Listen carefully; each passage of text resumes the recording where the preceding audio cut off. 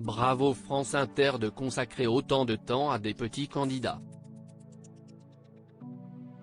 Alors que se tiendra dans quelques mois les élections présidentielles, les candidats qui se sont déclarés dans la course à l'Élysée s'activent pour rassembler leurs 500 signatures, mais aussi, séduire les électeurs en dévoilant leur programme. Parmi eux, Anne Hidalgo, qui a choisi la matinale de France Inter jeudi 13 janvier pour dévoiler les grandes lignes de ses intentions, si elle est élue présidente de la République. Une grande matinale, d'1 heure, animée par Nicolas Demorand et Léa Salamé, avec plusieurs chroniqueurs, aussi bien politiques qu'économiques. Mais Charline Vanhoenacker n'a pas manqué de remarquer l'absence d'une personne. Elle-même. 1 heure. Mais qu'est ce que vous allez bien pouvoir vous raconter pendant tout ce temps? J'ai bien compris que c'était la partie la plus importante de la matinale.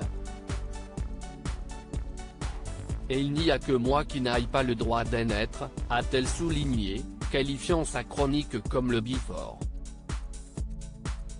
Désolé Valérie Lemercier, vous étiez en première partie d'Anne Hidalgo, a-t-elle plaisanté avant de constater que aucun humoriste n'est convoqué lors des matinales spéciales, alors que la campagne de la candidate PS est un dossier pour eux, selon elle.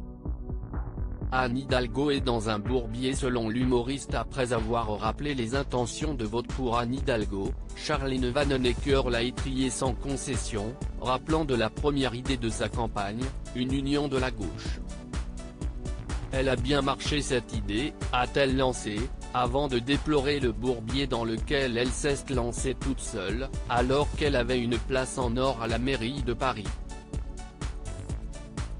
Si elle applique les mêmes recettes pour sa campagne que pour les grands boulevards à Paris, si est sûr que ça va tourner au ralenti, elle risque de faire moins bien que Benoît Hamon, a plaisanté la chroniqueuse, qui prévoit que le PS va se planter, tandis qu'une union de la gauche semble compromise.